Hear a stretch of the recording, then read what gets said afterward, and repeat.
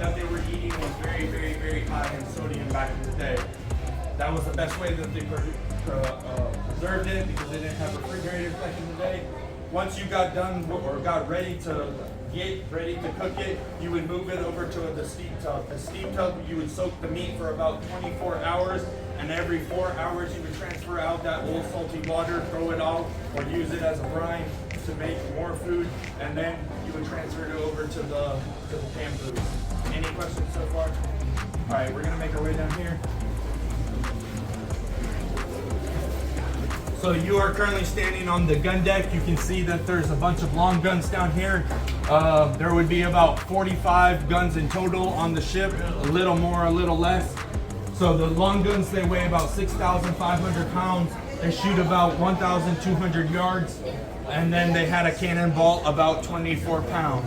The ones above us are called the carronades. They shoot 400 yards. They weigh 2,200 pounds. And then they would have a cannonball about 32 pounds. Who wants to try the 32 pounder to hold it?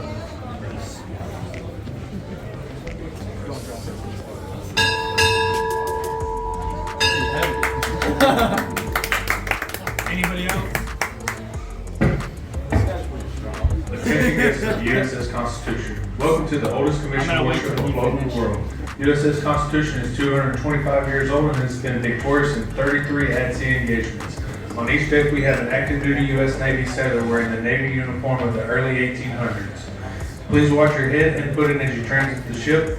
Do not climb on any part of the ship and do not cross any safety lines or enter any restricted areas. Direct any questions to the sailors wearing the historic Navy uniform. Thank you for visiting today. Okay, so you would have about 6 different types of shots that you would be able to load up into the guns. You would have 2 anti-personnel shots right here. The first one would be called the canister shot. It would have musket balls in it. It would open up, and then it would be able to open up into like a shotgun pattern that would fire upon the people working on the decks of the ships. So this was one of the dangerous ones for you if you were working up on the spar deck. The other dangerous one would be the grape shot. You would have about 7 to 8 of these iron balls loaded up into here. You can kind of see why it looks like it's called grape shot, because it kind of looks like grapes. And then so it would also open up into a shotgun pattern to be able to fire upon the people working on the deck. Back in the day, it's very important to remember we would sink a lot of the ships, but we would also capture them, and that was one of the main goals because our Navy was so young during that period of time that we actually wanted to capture them instead of more sinking them, because if we captured them, we were able to take all of the loot that they had aboard the ship and make it ours and disperse it out throughout the cruise. So to be able to do that, you had 3 major shots that you would do to slow down the ship. So you had the double-headed shot. This would spin around. You can imagine it spinning like that. And then being able to fire upon the mast that you have upstairs. You have 3 masts on a frigate, so you got 3 choices to be able to fire at. Right here you have the star shot. I like to say it opens up into the pattern of like Patrick from SpongeBob, so it gives you a little idea what it looks like. And then this is to poke holes through the sails in the ship because a frigate is fully sail powered, so we have no engines aboard the ship. That's a very frequently asked question. Does it have engines on it? And currently it does not. It's still sail powered. But the last time that we sailed under our own sail power was in 2012. We went out for a trip, and about 17 minutes into the trip, we had some problems with the keel and the mast. We started hearing creaking, so we made our way back. Now we still take it out 6 to 7 times a year, but we have a tugboat that comes in and pulls us all the way out to Castle Island and makes our way back. Last but not least, we have the bar shot. This is for the rigging aboard the ship. When you go up to the spar deck, we have about 2 types of rigging. We have the black rigging. It's called standing rigging. It's the ones that you use to get up onto the fighting top. And then the other rigging is for the sails, bringing up in the sails. That's running rigging. So it was made out of hemp back in the day. And so you were able to pull up the sails, and then this would tangle up and you would be able to bring up and down the sails. To load up this gun, it was about 11 to 12 step process. They would load about 8 pounds of gunpowder into it. You would use this mechanism after everything was loaded up to poke a hole into it, and then you would load gunpowder through here, and at the end of this would be caught on fire, the little rope, and then the gun captain would stand on this side or that side, and light that gunpowder, it would go all the way down and actually fire the gun.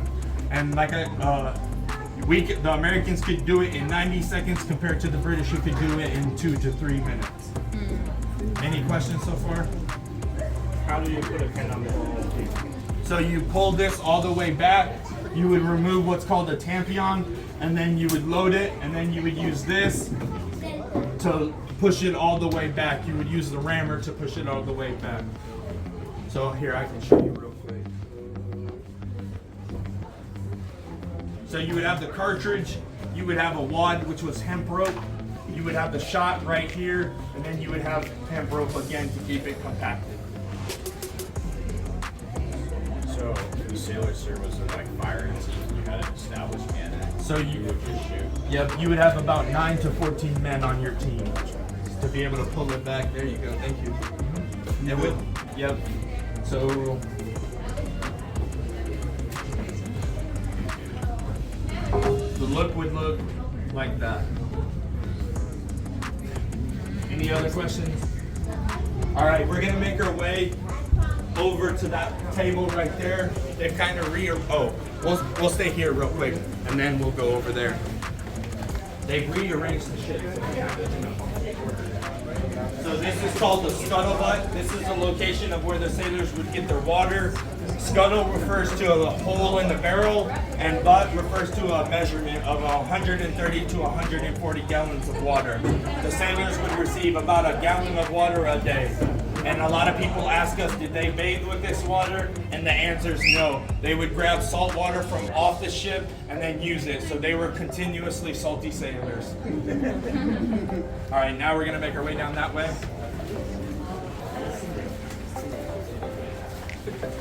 So what I'm currently standing at is our chart table. One of my good friends, Hoy, made this, so shout out to him. This indicates the location where we go to every 6 to 7 times a year. So we are currently at the Navy Yard right here. We'll go all the way out to Castle Island. We'll do a 21 gun salute with the gun I showed you earlier. We'll turn around. We'll make our way back to the Coast Guard base, which is over there. We'll do a 21 gun salute or a 17 gun salute, and then we make our way back. So on the last one, we actually turned around the ship. So the front of the ship would have actually been facing that way, and the back would have been facing this way. Any questions so far? All right, sir. How often? We do it. We're supposed to do it on the 4th of July, but we did it August like before last time. All right, we're gonna continue on. It was half whiskey, half water, and it also had citrus fruit in it to be able to prevent them from getting scurvy, night blindness, and dysentery. A lot of their foods, they weren't eating vegetables as frequently as what we are today, so that was what was causing some of the scurvy, the night blindness, and dysentery. Like I said earlier, a lot of their food was high in sodium, so nutrition-wise, they were not getting a lot of good food back in the day. So if